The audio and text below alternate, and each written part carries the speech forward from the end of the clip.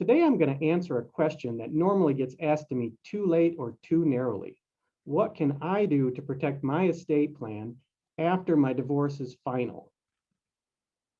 I'm estate planning attorney Sean Eyestone, and we've often had to help people work through this issue over the past 20 years, but we also have to work through it before the divorce and during the divorce. If you leave out those two steps, you might not be protecting yourself and your children as much as you could be. Divorce is already a messy situation. And if something should happen to you during the divorce that ends up with you becoming disabled or even dying, it could make things even messier for everyone other than your soon to be ex spouse. In Michigan, there's a strong preference for the status quo. So if you don't have the right paperwork in place, if you become incapacitated, your spouse might be put in charge of making decisions about your health care and your finances, even though you've got this divorce pending. As for your children, they may have their parent who's not very good with finances managing their finances. So it's very important that you come in right when you think you're going to be getting a divorce to put someone in place, get your documents up to date, to have someone to take care of your finances and your health if something should happen to you, and then to be there for your children to manage their finances as well. If you have a pretty good idea that a divorce might be imminent in your future, now is the time to take steps to protect both your rights and those of your children. Now, some indicators of divorce are that you've been served with divorce papers, or your spouse wants you to start taking your name off of their bank accounts, or you found suspicious charges on your credit card, or other things along those lines. And the best thing you can do is to just start acting now. Gather up your information about your people that are going to be helpful to you and about what your finances are and your beneficiaries are for all of your assets, life insurance, and annuities. And then we can start figuring out what you're going to do for your planning. So we're going to go through a little uncomfortable exercise. So grab a pad of paper or your tablet or your phone to take down some notes. The first question that you'll need to ask is, who do you trust to care for your child if you were to die today? Is it the other parent of your child? Is it somebody else? Write that down, and then you're going to have to go a step further and then answer the question that every parent of a young child dreads: why? Why is this person the right person to care for your child?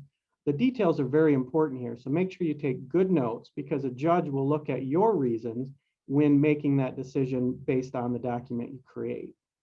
Now, if you've got a little more time, let's think about if you're in a coma or you're detained somewhere. Is this the same person or persons that you would trust your child with? And then answer that same question again: why or why not?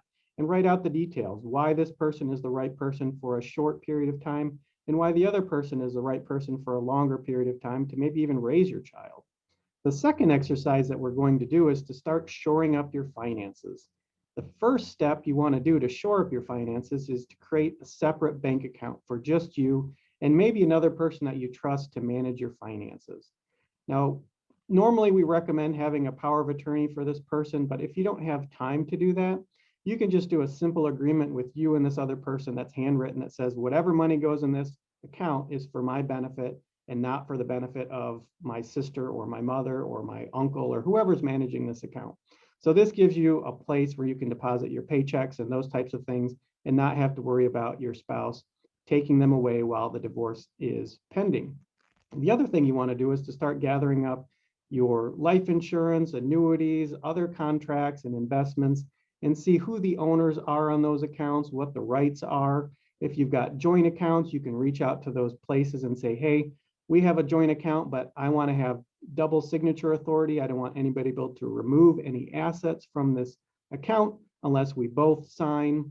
And then the last thing that you want to do after you get all of these first immediate steps done is to go meet with your estate planning attorney and find out what other steps you can do in the meantime to create a power of attorney, to create a healthcare patient advocate document, to get somebody named to make decisions for you other than your soon-to-be ex-spouse.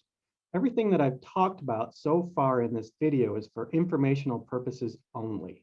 Each person has a very unique situation and set of facts, and each situation requires the review of an experienced estate planning attorney to make sure that you are not going to be violating any temporary orders, laws, statutes, cases, or anything else that may limit your ability to change titles on assets or to change beneficiaries.